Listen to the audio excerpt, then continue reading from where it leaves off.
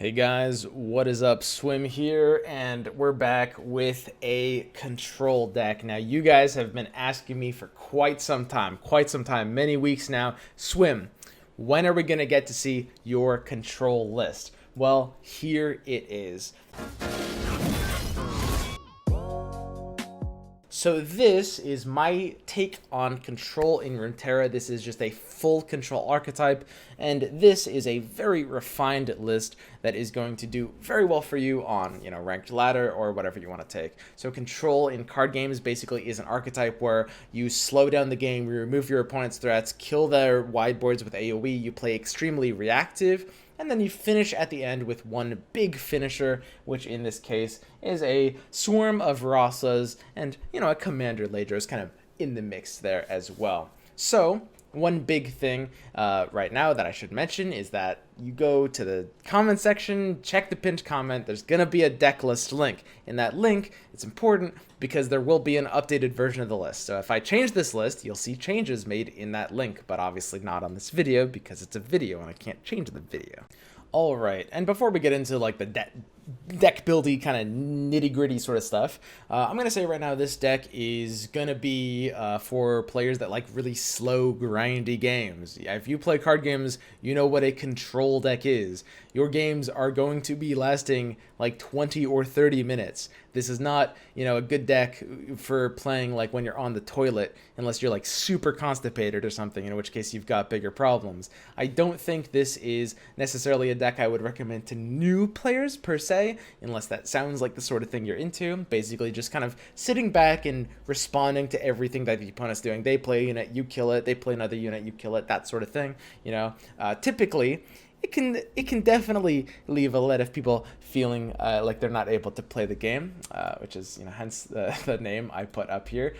Not necessarily a fun deck, unless of course you're kind of the person that just likes that sort of shit. Because to be honest, I am too. You can you're safe here, brother. I also want to point out that this deck was put together by myself as well as Precipic and Nib, two boys from my Twitch chat, and basically we ended up putting our heads together and deciding exactly what we wanted this deck to look like. So the deck creates very long games. It's pretty difficult to play. You have to, I would say, if you're playing at a high level, you need to be pretty aware of all the opponent's threats. I wouldn't say it's like very difficult to play, probably like medium difficulty. To be perfectly honest, if you play like, somewhat basically, you will be able to get wins just fine, and is a fantastic budget deck because as you can see, we run no champions, and I'm going to be talking about that more later because that's going to be a very common question you guys are going to ask me. Swim, why is this deck running no champions? Okay, so let's get into the actual deck build. So for anybody that just wants to watch gameplay, that's kind of the intro to the deck. You skip to the gameplay now. I'm sure there's going to be someone with the gameplay timestamp link in the comments. Check that out. Otherwise, let's get to the build. Okay, so I'm just going to go by important cards first. So, the big bombs are going to be your finishers. In this case, Rasa the Sunderer and Commander Ladros as a one-of. Rasa is an immensely powerful card. This card is definitely better than any champion we could run in this deck. It's just a crazy unit. It's a 7/7 that just kills two dudes. It's not, honestly, this isn't really a fair card. If you guys have been following my Dawn Spiders list as I've been updating it, because you might have seen that video a week ago when I claimed it was the strongest deck in the game, and I still think it's the strongest deck in the game, I've made some revisions to that deck to make it a little bit more slow and a little bit more mid-rangey, and I've added 2 Rasa the Sunderers to it. If you know that, good for you, because, being up to date on the Mobalytics links is a pretty important way, I think, to make sure that you are getting the best quality decks out there on the meta, and I make sure to update these lists daily so that you guys have that. But Rasa in this deck is super powerful, and that's why we've got 3 Babbling Beards drawing into him. Basically, when it gets to turn 7, you're going to table flip the board, kill 2 opponent units, and develop a big dude of your own. Commander Ladros is kind of your inevitability tool. As a one-of, it's kind of like an anti-control mirror tech somewhat. Basically, the fact that it can't be removed is pretty powerful, and it's just a great way to close out games in addition to Rasa. And then we've got 3 Babbling Beards that will draw into one of them guaranteed. Not too much more to say about that. Okay, so these are your three payoff tools. I guess you could call Beerg a payoff tool. Let's say these are your 4 payoff tools, and I really think it's important to kind of break the deck down into payoffs and enablers, right? But these are, I would say, your 4 payoff tools. Now let's talk about your enablers. These are your ways of getting the game to that point in the game, right? So let's talk about Ruination first, a very, very powerful slow effect that will basically punish the opponent to the point of literally losing them the game on the spot if they don't respect this and if they don't play around it.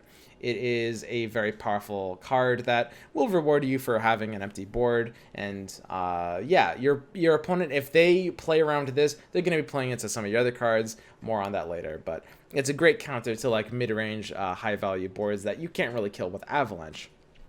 Vengeance, currently a 1-of in this list. The ability to, kill a large unit is nice. Kind of a medical. This and Withering Wail. Withering Wail is a card that is good at being able to deal with kind of swarms, and Vengeance is good at being able to deal with kind of one snowball unit that you don't really have an answer for.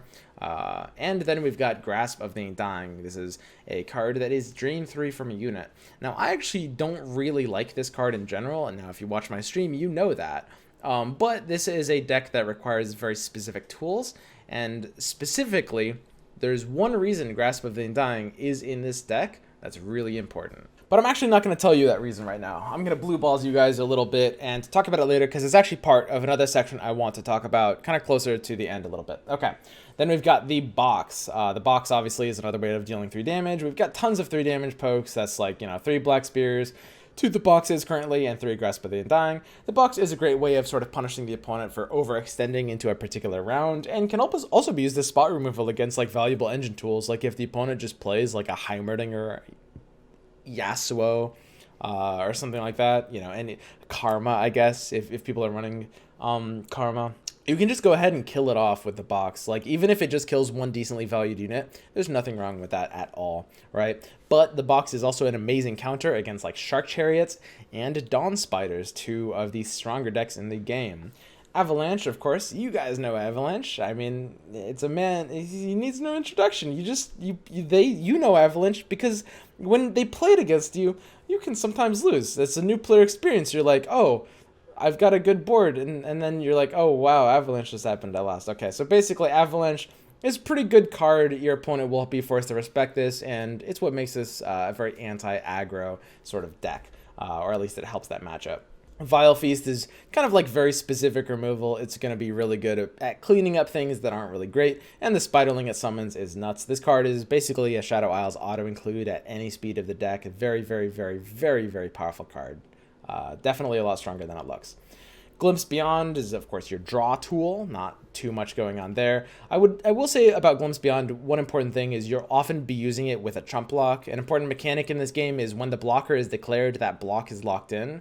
So when the unit is removed after the blocker is declared, then it effectively becomes a 0/0 body in a way, which is to say it will still block any damage coming through unless the unit it was blocking has Overwhelm, in which case it will overwhelm the 0/0 body for full damage, right? So if my opponent is attacking with like a 7/7 unit, I can block with my 1/1 Spiderling, and then on top of that, it'll absorb all the damage, but then I can sacrifice it with Glimpse Beyond on the block too, and I won't take any damage, and I can sacrifice the Spiderling for value.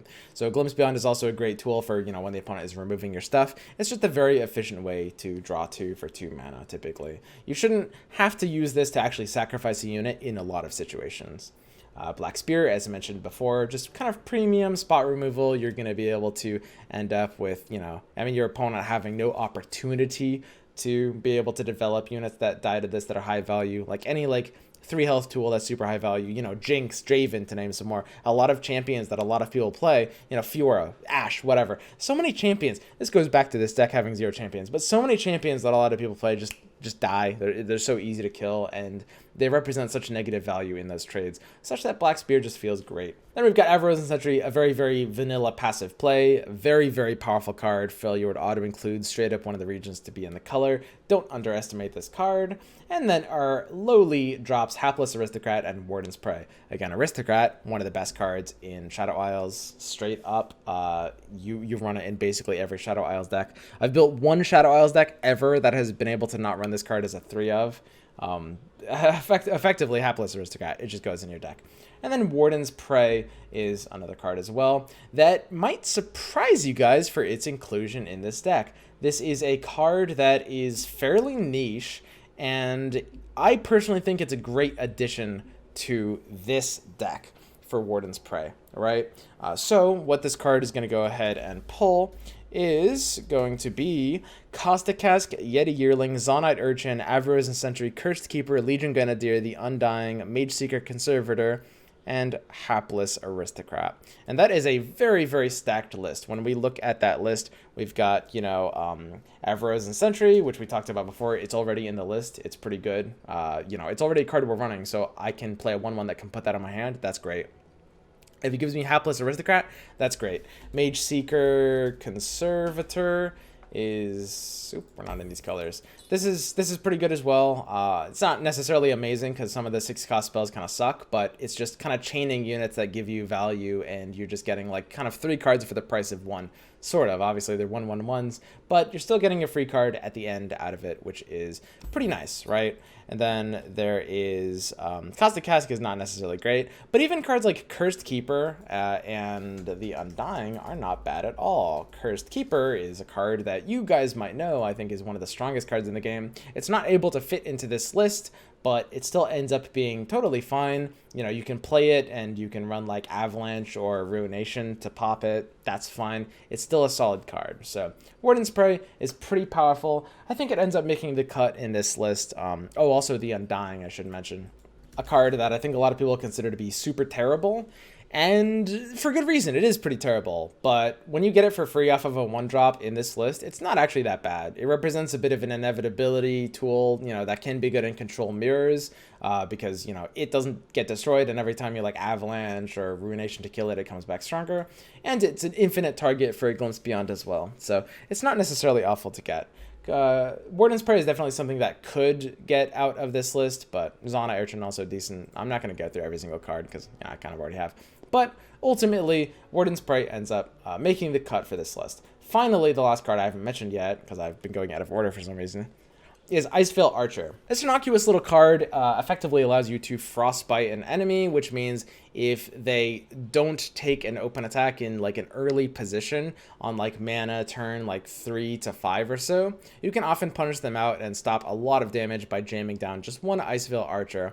It also has the perfect stat line, a beautiful stat line for blocking fearsome units, which this deck otherwise kind of has a problem with, in terms of its early drops with like Sentry and Warden's Prey not being able to block fearsome. But the 3/1 stat line is the perfect like fearsome chump blocker, right? Lastly, amazing counter to Zed. If you don't happen to have an answer for that when they play Zed, just freeze him, and within the next 2 turns, he'll be dead. I promise. This deck just has, there's no way you won't have a way to kill him. All right, next, we're going to go ahead and talk about cards that aren't in the list, because I think that's just as important of a section. So I'm going to take you through a list of cards that you might think might be in a list like this. You might be wondering, hey, why isn't this in the list? And we're going to talk about it. Champions, that's going to be number 1. Champions are not in this list at all. And with that, we also don't have the Rekindler. The Rekindler is a fairly powerful unit that can resurrect champions, right? So what gives? Well, the biggest thing is that this is a control deck, and there currently isn't a single champion that really works well for the control condition. Now that seems kind of a weird claim, right? You might say, well, but what about Braum? Braum is a challenger with regen who, can basically kill off units every turn. The problem with Braum is He's not really good for... Control is a deck that mostly is already killing a lot of units and trying to deny, your opponent super interactivity with your board. And he's also going to get killed by your own tools like the Ruination, right? When he gets damaged by your tools like Avalanche, he might be killable by the opponent. But the most important thing about Braum is, as powerful as he is, he's incredibly reliant on Take Heart. You need to run him with 3 Take Hearts in your deck for him to be a card worth playing, and a deck like this would never want to do something like this. Well, what about Ashe, you might say? Well, Ashe, she can Frostbite an enemy, but Frostbite isn't actually that much of a control mechanic most of the time. I mean, we are running Iceveil Archer, and it's like good for this deck. It helps like in a very common early spot that this deck is going to see a lot, and that's nice. But the thing about Frostbite is it's really a mechanic that's good when you're actually battling unit to unit. It's not really an amazing stall tool in terms of like kind of buying you 1 turn and setting opponent's attack to 0. For that, you're better off like using other things on average in terms of like at least the individual Frostbite tools.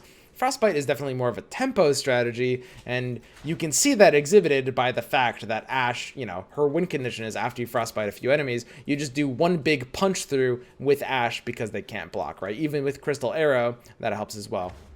So that's kind of a mid-range deck. Then you've got Thresh. Thresh, basically, he's a challenger that needs units to die. Well, units die a lot in this deck. And again, I mean, Thresh is reliant on having another champion because he needs something to pull. But another big thing is just he's not super valuable for his stat line. I mean, you might have some units die, but you're not going to have a whole lot. The way Thresh sees a lot of things dying, reasonably speaking, is your units dying, right? So that's going to be stuff like Haunted Relic is a great way to enable Thresh. Or maybe running it as a top end for like a Swarm deck could work, a Swarm Sacrifice style deck. There'll be a lot of units dying there. You might play a Thresh into an Avalanche, but in reality, most of the situations where you want to get value out of an AoE clear like Avalanche, first of all, Ruination is a big one. That kills Thresh, doesn't work. But if I'm pressured to Avalanche, I'll probably have to do that before Thresh is played. Like, spending 5 mana on turn 5 and then avalanching after that, that's a bit of a luxury I'm not going to have in most situations, right? Hecarim is like the epitome of a mid-range tool, and Nivea works as a control tool, but she's just too slow and not really offers enough payoff. And then we get to Tryndamere, the big boy, and you might be like, okay, Swim, well, what's the deal? Tryndamere's got to be a control card, right? Tryndamere's all right.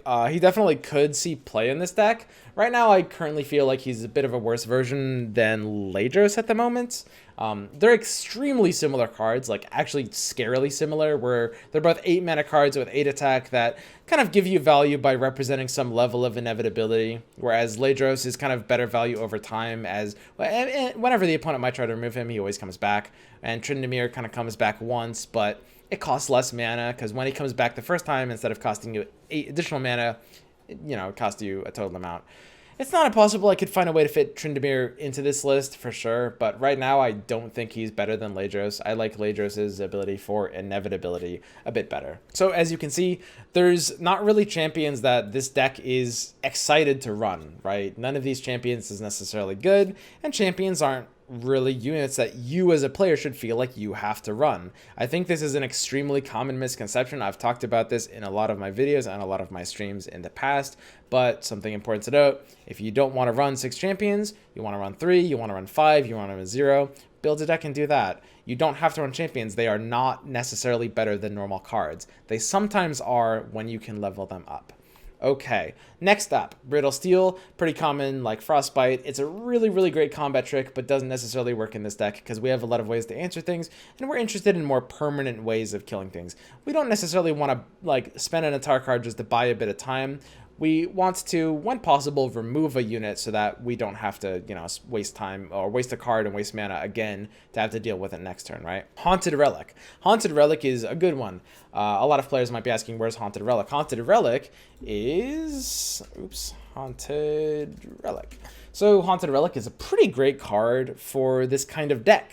You can run it defensively, basically, when the opponent is able to do a big open attack, then Haunted Relic gets punched off. But if you're ever on a turn where your opponent is setting up for a big attack and they play a unit instead of open attacking on their turn, you can play Haunted Relic and slow down their pace, right? So Haunted Relic looks at first like a card that should be very good in this deck. The problem with it is it does actually end up being worse than Iceveil Archer, basically. entirely. Iceveil Archer is a card that when you play it, it stops one unit and represents a body to block another. And the thing about Iceveil Archer is that body sticks, right? Haunted Relic is kind of hard to play on like turn 3 or 4. Sometimes your opponent only has like 2 units there. Iceveil Archer is really great when they have 2 units. And even when they have 3, if they don't attack, then Iceveil's body sticks. And that's really, really important. So Haunted Relic ends up not being amazing in this deck, even though it looks pretty good overall. Then we've got Avarosan Hearthguard. So Avarosan Hearthguard is a card that represents like, you know, value over time. I see a lot of people run that card in a lot of slower decks. I think the card is not very good. It's something that, first of all, this deck runs few units, and it comes online so late, and it doesn't really swing the board in a meaningful way. It's a very, very commonly overrated card that's not actually going to give you that much value. Let's get to Frenzied Skitterer. So Frenzied Skitterer is a card that actually could be run as a slowdown tool, even though we're not running Spider Synergy. The fact that it gives other enemies -1 attack this round is unironically not bad. In reality, it does just kind of end up being, you know, worse than Iceveil Archer. I don't really need a 3-mana card for this, so it's pretty close, but ends up just not being high enough value to make the cut, right? So, Atrocity. Atrocity is an atrocity of a card. This is a really, really overrated card that has achieved like meme status with Atrocity Ladros. There's definitely some people going around who really like Atrocity. I'm here to tell you it's not a good card. You can run it, and it's going to... I mean, it's kind of a meme card, right? The deck doesn't need Blowout. You'll see exactly why. I'll show you a game of this deck playing out after this deck building, you know, and you'll see exactly why control decks don't need a card like Atrocity. In reality, control decks function by having 2 different kind of factors that are scaling off each other, one being enabler and one being payoff, right? Your enablers are basically tools that are allowing you to survive and survive and survive, and, you know, engineer a late game state where you succeed on card advantage. As control, your primary resource is card advantage, which is the most long-term resource in the game, because given the almost infinite mana that you get when you're at the late stages of the game, cards are worth the most value than any other resource, those being, you know, health, mana, or board, right? So as a control player, your strategy is to make card advantage your resource, focus on having a lot of cards advantage, while forcing the other player to effectively play on your terms by that resource, by slowing the game down and making it so that they run out of cards, and then you have a lot of cards, right? At that point in the game, you know, you're going to be winning with cards like Rasa, and you're going to be winning with even a single Ladros. To be honest, even the single Ladros in this deck might actually be wrong for this exact reason that I'm basically expressing, which is any card that doesn't help you potentially like slow a game down is pretty much not going to be worth running in this deck, right? With rare exception. A control deck is something that's going to want to have some amount of inevitability. You don't need the like fast punch through that Atrocity offers. When you're at that board state, when you've dropped 2 Rasas, when you have 5 more cards in your hand than your opponent, and you're safe, you know, you've got a little bit of health from Grasp of the Undying perhaps, Atrocity is the last card on your mind. You've already won the game. You're not in a hurry to go anywhere, right? Whereas if you draw it earlier, Atrocity is going to be a do-nothing card that can easily lose you a game. So do not run this in your control list, and do not run it with Ladros. All right. Harsh Winds. So let's go to Harsh Winds. So Harsh Winds has the ability to frostbite 2 enemies. This is pretty neat. It doesn't really do a whole lot. Honestly, I'm too lazy to cover up the stats. You guys already know them anyway. Like, who cares? Whatever. I don't know. It's just like... I spend a decent amount of energy like making sure of that kind of thing, but I mean, it's public at this point. Harsh Winds. So obviously the ability to frostbite 2 enemies is nice, but like I said before, this is actually something I could run in this list, and I'm going to explain why later. I don't have it in currently because I think I would just rather deal with opponents rather than just having them lose a little bit of health. But I definitely could add 1 or 2 of these in my deck at a later point. This has probably the highest potential out of all of them. The Harrowing. So the Harrowing is weak for pretty much the same exact reason that Atrocity is weak. it's better than Atrocity, don't get me wrong. You can imagine situations where you want that big punch through. But the reality of the situation is like, okay, look at Rasa as a card. Look at what this is doing for you and look at what this does for the deck. So I have 3 Rasas and I've got 3 Bjergs. And the Bjergs are pulling Rasas, okay? So what's going to happen is we're going to get to turn 7 and I'm going to have like 2 Rasas in my hand in most games. So I can actually just go ahead and let's not take my word for that. Let's go ahead and look at the math on this. So I'm going to pull up a hypergeometric calculator that I use, and we're going to look population size 40. So sample size given, you know, a pretty deep mulligan, and we're kicking Rasas. We're not actually actively looking for Rasas in the opening hand. The sample size of the mulligan is going to be worse because we're not looking at, you know, any new cards in terms of ones in the first 4 that could be Rasa. It's going to be after that, right? And that is going to lower the odds, but we're doing that intentionally because we don't want too many odds of having Rasas, right? So if we're not looking at Rasas in the first 4 cards, that means we're getting, you know, the effective value on the mulligan, which is often going to be 2 cards on average in a deck like this, plus, you know, the turn 7 is going to get us to a sample size of 9. When we've got 6 SSs in population. Right now I'm treating a Bjerg like a Rasa. And then, of course, you have to imagine at the same time that we've got Glimpse Beyonds as well as Avaros and Sentries. So what I like to do is assume like a draw of 1 per 3 of, which I think is fair, which means 1 Glimpse Beyond taking it to 11 and 1 Avaros and Sentry taking it to 12, right? So Babbling Bjerg is going to represent, you know, not necessarily pulling a Rasa, but it's very high likelihood. We can do that later. But basically, when you calculate this out, it's 92% chance of having a Rasa by turn 7, even after hard mulliganing it away on turn 1, right?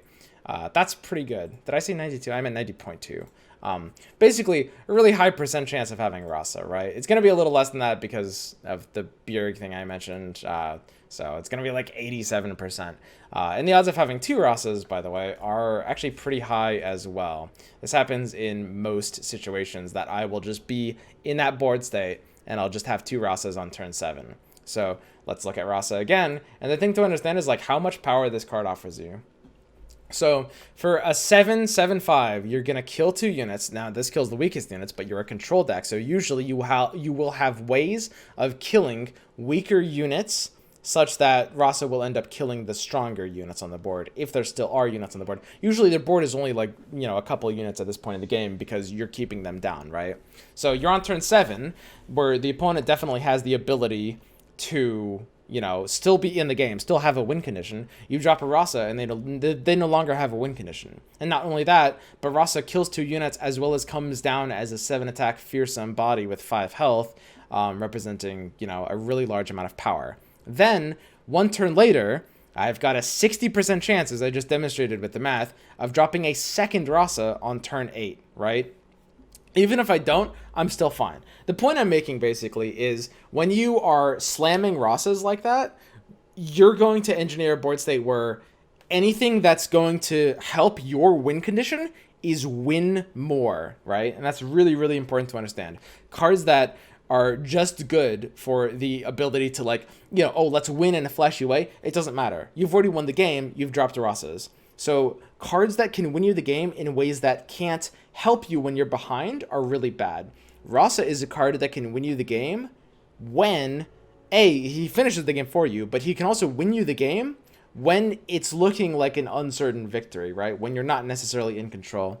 And that's extremely powerful, and why you often don't really need too many other things. Like, we don't need Tryndamere. We barely need Ledros. Like, it's possible Ledros is a cut in this deck. We definitely don't need the Harrowing, and we definitely don't need Atrocity. All these cards will do is play into the lose condition of drawing them early and clunking up the hand. Whereas in reality, if I just, you know, kill my opponent's units, stay alive, stay alive, stay alive, drop a Rasa and a half on turn 7, the game will be over. These will close out the game, and there's not really anything the opponent needs to do about it, right?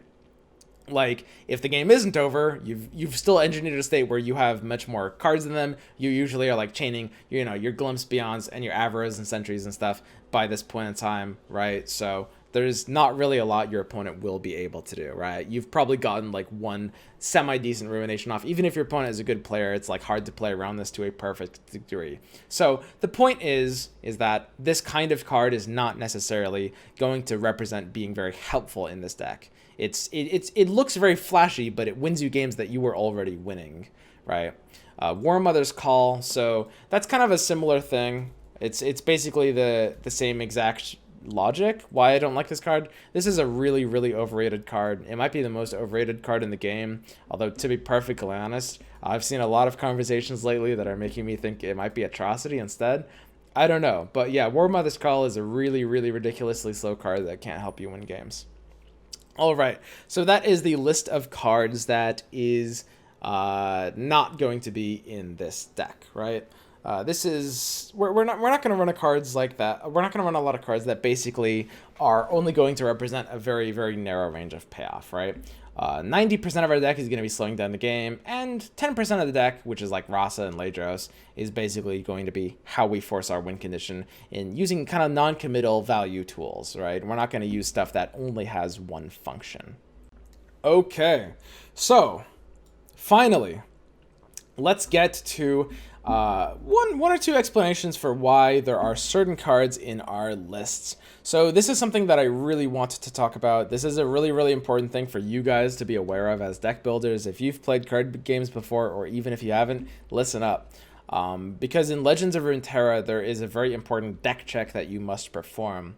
So I like to say deck check. Deck check is something that I like to do when I'm at the end of my deck building process. I basically have a list of stuff that I check off. I check proactivity, stable proactivity versus like reactive / situational, right? You don't want decks that have too much proactivity or not enough reactivity, right? You do want a balance. Now, it's going to depend on the kind of deck you are. We're a control deck, so we skew more reactive, but we still need a balance, and we still need a pretty good amount of proactive or stable plays that are more likely to hit for value, right?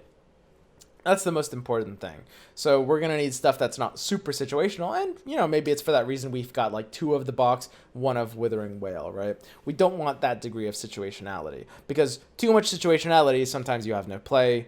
Too much proactivity, or, means you're kind of less able to react very well, right? Okay.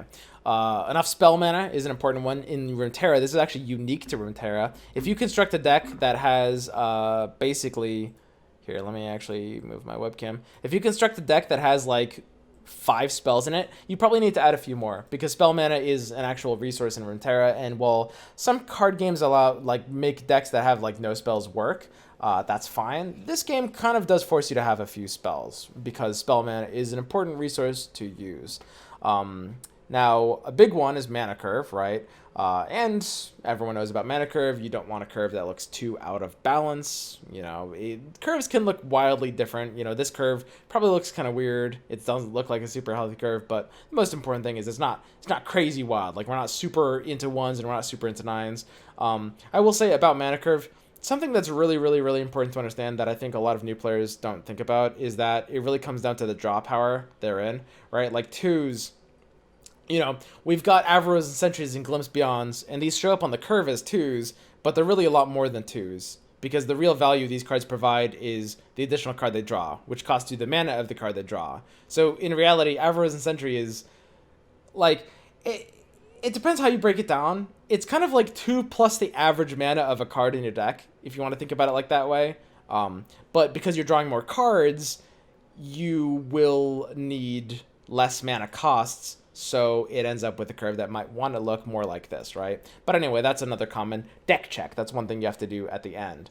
Having a balance of answers to opponents' various stuff. So that's going to be like spot removal versus like maybe some hard removal. Although hard removal is actually fairly weak in Legends of Runeterra. You really want like kind of like targeted engine removal. A couple of things that deal 3 damage, a couple of challengers. That's an important deck check. And then one last one at the end, which is super, super, super important, is basically just think to yourself, okay, what are my weak points? What are my bad matchups? And make sure to help them out. What is this deck weak to? And then make sure we're solving those problems, right? So there is one last deck check that I think is important to do in Runeterra that people aren't really thinking about very much in this game, and is completely unique to Runeterra, which is having a balance of open attack punishers versus open attack pressures. And what this means is basically when you're past like the 5 mana turn, you're like cards that cost like 5 mana, 6 mana, 7 mana, 8 mana, like the bigger cards. You want your opponent to not know what to do. You want your opponent to be aware of what deck you're running and think to themselves, okay, if I open attack, wow, he's going to counter me with this. And think to myself and say, okay, if I don't open attack, he's going to counter me with this, all right? This is a really, really, really important mentality to develop, and it's a really, really powerful way to effectively try to make your decks better. All right, I'm going to show you guys an example of this because this is super important to understand. Okay, so I'm going to look at Ionia Stun Recall list, okay? So that's Ionia Noxus. Now, this is a list that is very, very vulnerable to a specific line of play. And that specific line, as you guys know, is the open attack.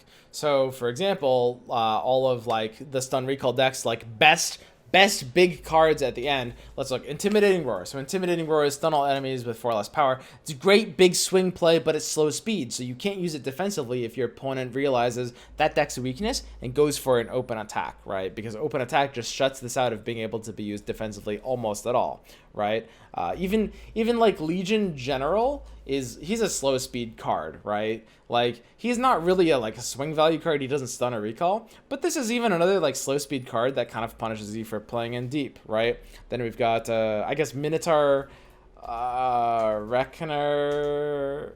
I don't think that people actually run this card. I don't know if it's good, but it's another slow speed like big card that is part of the archetype. But the big ones are gonna be like Yon Windchaser, when you're against a stun recall deck, you're always going to expect us to come down to 7. And of course, the big drop, Mina Swiftfoot, right? Again, a slow speed, big swing card, right? Interacts with the board in the big way, stuns 2 things in Yon's case, recalls 3 things in Mina's case. And the problem is with this deck, if I'm against one of this deck, I will just be open attacking on these turns and not letting their abilities get any value at all defensively, right? That's a really, really, really big deal and a really big weakness for the deck. So what a deck like this needs to be able to do is to look at cards that are able to effectively force the opponent to sort of second guess themselves, right? So you want to trap them into having no good option. So you do want some of these big payoffs for when they don't open attack, but you do want big payoffs for when they do open attack. Okay, so now what kind of cards can pay off when you do open attack? There's actually not a ton of these in the game, and that's kind of why a lot of regions and archetypes can feel a little bit weaker. Basically, these would be spells that are played at faster burst speed, typically expensive spells that give you good value, right? Cheap spells, these are later points in the game, so you want them to be expensive spells, right? So a great example of this could be Back to Back, right? Which is a card. I think this is one of the strongest cards in the game. This is actually a really, really, really unfair card. And the reason for that is almost simply because it is one of the few cards in the game that forces the opponent to basically feel the pressure of, I might not actually want to open attack because I'm playing into back-to-back. When I open attack and they have back-to-back, if I don't have a hand that can respond in a powerful way, and it's undeniable because it's at burst speed, if I don't have that hand, then they're playing mana during the combat phase that I'm not. And suddenly I'm the one at the disadvantage. So maybe I should play my units. You don't want them to have a good option, right? That's really important. So back to the stun recall deck, what should that do about it? Well, I mean, it certainly has a few options. I don't know if these are good, to be perfectly honest. I'm not really sure if the stun recall deck is necessarily fixable. But I mean, one they could think about is using Decisive Maneuver, which is not really a great card. If you want a stun line, this could be fine for you. If you want something that will stun and also maybe allow you to, combat trick out some kind of exchange with the +2 attack, right? This card isn't really amazing and is kind of meant to be run in more aggro versions of the list, but most importantly, it plays around your lose condition of the opponent realizing how abusable you are if they just open attack into you every time, right? Another one you could even do is Stand United. Stand United, it seems kind of weird. It seems like not the kind of deck to run it in, right? It's like a weird card for that style of deck. But the thing to understand is this is the perfect card for what a deck like that needs. When you have a deck that is so far into the, of course, like, you know, I'm going to punish the opponent for not open attacking strategy, what you really need is cards that also punish them for open attacking. So something that's giving you some value when they are taking, you know, your abusable option, right? So that's how we're going to be thinking about solving it in this example case, right? Like cards like that. This is the way we have to think about it. So let's go to the deck we're actually talking about, the Shadow Isles Freljord deck, and talk about what this deck check entails. What this deck check entails is that we have ways of preventing the opponent from getting value out of an open attack or out of not open attacking, right? This is super, super, super valuable because that's the only way to build a deck that is what we call game theory optimal, so that no matter what your opponent does, you're kind of locked in for a winning situation, okay? And the first step is to figure out what your deck is already naturally good at, like we did with the Stun Recall deck, right? So this deck is already naturally very good at being able to deal with situations where the opponent tries to develop a unit into you before open attacking. We've got phenomenally powerful slow tools like most decks do. That is the Ruination. That is Rasa the Sunderer. Somewhat. It's a little bit awkward sometimes, but there can be some situations where the opponent like is setting up multiple units and you use like, you know, Glimpse Beyond and then Rasa, right? Or something like that. Although typically Rasa is not really a huge enabler for the category of, you know, being an open attack disincentivizer. An open attack incentivizer. If anything, he's maybe in the disincentivizer category. Then, of course, we've got cards like Avalanche, which, depending on the timing, you know, Avalanche has often fallen off at these big points in the game, but it's still a big thing that you might, you know, depending on your deck on turn 5 or turn 6, you might be like, ooh, I'm really vulnerable to Avalanche. I've got to just go in, right? So that's what the deck is naturally good at. And this is why we've added in certain cards that play at fast speed that are going to really help us in these spots. This is why we added in Grasp of the Undying, even though, like I said, this isn't a card I'd normally like. I'm not playing this card because of its ability to drain. I'm not playing this card for the lifesteal. I'm not going to pay 3 mana on Black Spear for the ability to gain 3 Nexus health. That's very, very not worth it. What I'm playing this card for is the ability to represent the opponent not having a great option. When they go in for an open attack, I'm able to develop my mana into the current combat phase that's happening and say, okay, this unit's dead, right? That's the reason I'm running Withering Wail, and that's the reason I'm running Vengeance too. These are cards that hit that category. And lastly, that is also the reason why I was saying we want to think about considering Harsh Winds, which would, you know, normally not as much be as great of a card here. It's pretty good when the opponent is looking, you know, they're going in for an open attack. I can at least use my mana in a way that can protect me for that turn. So this card represents a real niche in this deck. Definitely could find a place in this deck. I might end up running 1 or 2 of these cards for sure.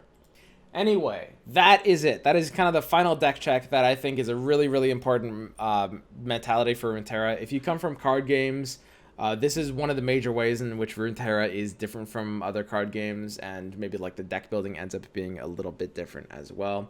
And this is why we arrived at this version of the list. All right, now we've successfully broken down this deck. I would say more than enough. Okay, let's go ahead and get into a game here. Now keep in mind for this game, you know, like I was saying, watch what happens during the game. I haven't recorded it yet, so I don't know what's gonna happen. But watch what happens during the game. I promise you, there will be a situation where you'll understand we don't need a finisher tool, like a big finisher tool, you know, like Harrowing, like Atrocity. All we need are our stabilizers, our board clears, and our Rasas. And maybe 1 Lagos. 1 Lagos is totally fine. And that's it. We're good. All right, we get into the game here, and we're against a Mono Demacia list. Mono Demacia means Black Spear. It's going to be hitting for some pretty good value against Battlesmith, and I'm perfectly happy keeping 1 Glimpse Beyond in an early game hand as well. Warden's Prey and Hapless are going to be pretty great early drops that are going to, you know, effectively just stall out the game a little bit. I'm pretty happy playing Hapless first. It's kind of the higher tempo play. You're able to, you know, instead of putting a card in your hand, you put one on the board, which basically means you get it on the board a little bit earlier, it's able to impact things earlier, and so it just makes more sense to play over Borden's Prey early. We can go ahead and pass this down here, just because we are the defensive deck in this case. So basically what's going to happen here, he'll probably play a Battlesmith on this turn. Actually, it's pretty 50-50 whether he'll have one by this turn or not, depending on how hard he mulliganed. It's a little closer to like 60%. Looks like he doesn't have a Battlesmith, which is pretty good for me, although, I mean, I have a Black Spear anyway, so I think it ends up being basically fine. And we can choose to play an Iceveil Archer if we want to as well, or bank the mana. That's a fairly close consideration here, but I think it's a little early for Iceveil Archer. I don't think I need to develop it this early. I think it does like shut down one attack, but I also have two blockers that I don't really mind getting value out of in this way, right? So this is going to be totally fine. Yep.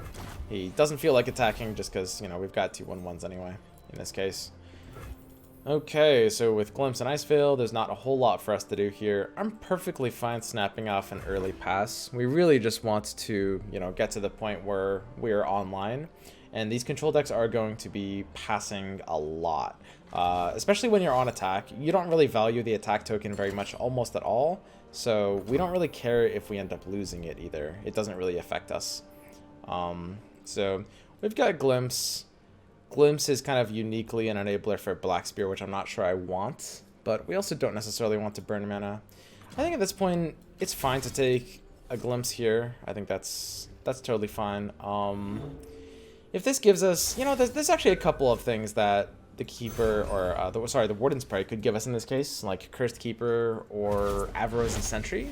That would actually be okay here, and we get the Undying. The Undying is an interesting card, not necessarily the best grab from Keeper, but it is actually a target that unironically does give some value in this deck. It's not as bad as it probably seems. Having the ability to like survive Ruinations and represent some amount of inevitability does actually find value. So it's a little early to think about doing much. I think Black Spearing the 3/3 is fine. We can't, like, you know, sit back and wait for any sort of big thing. We could also go for the 2/2. Honestly, I think the Tough is a bit more of a threat here. The Elite Tag doesn't do anything once on the board, but let's go ahead and get this Tough thing off the board. Just because, you know, representing inevitability with some other blockers is fine. And the attack stat doesn't matter because we're just going to chump it out with our one attack units anyway. Okay, so we're just starting to ramp up. We've got 4, and we draw Withering Wail. Okay, so that's kind of nice. Basically, AoE clear if we're able to get things down a little bit lower. Mostly, we're just stalling for Ruination at this point. That's going to be the big thing. There's a Bannerman. He hits it. So, oh, yeah, it's 100% right. I forgot I was playing 40-card mono. So he's got the Bannerman. He hits it. And I think we're just kind of chilling here. And by chilling, I mean playing Iceveil Archer, a phenomenal play in this spot. Basically, this card single-handedly shuts down 7 damage from his board because he no longer can really attack with Cytheria. And this card is at 0 attack, so he can't attack with it either. So instead of attacking with 2 units, he'll attack with 1, and we'll just jump with Aristocrat and take 0 damage. Or sorry, instead of attacking with 3 units. Wow, he doesn't even attack with the 4/4. That's surprising. Okay, sure. Works for me. We're at 7, and of course, we're just kind of biding our time for seeing if we can find a bigger Ruination. I'm perfectly happy to just pass these turns away, but let's go ahead and start with Undying. I don't think I'm going to need anything else, so it's an okay spot to develop. One of the things about Undying in this deck is basically it allows you to reuse sacrifice effects like Glimpse Beyond without having a target. There's Garen, so that feels pretty good. I mean, we're threatening Ruination, and he knows we're threatening Ruination, so I definitely expect that he will not develop any units. This should be an open attack spot. And that's exactly why we have Grasp of the Undying as well, which is something that, you know, I talked about during the deck build of things. It's really important to have cards that effectively punish your opponent for open attacking, as well as punish them for not open attacking. So he did an open attack, and we're going to go ahead and punish that. This is a concede spot. A lot of players would just concede here. This is a ridiculous swing. He has no chances of winning anymore. It's a threat that he should have seen coming. Like, typically you would open attack in that spot, and I would, like, you know, grasp the 3/3, block the Garen, you know. It wouldn't be an amazing open attack, but I think it's still what you have to do, because Ruination is very, very powerful if you are going to kind of, like, give it that power, right? We don't really have a lot of value. Our deck is basically completely reactive at this point. Let's go ahead and get this 4 damage in.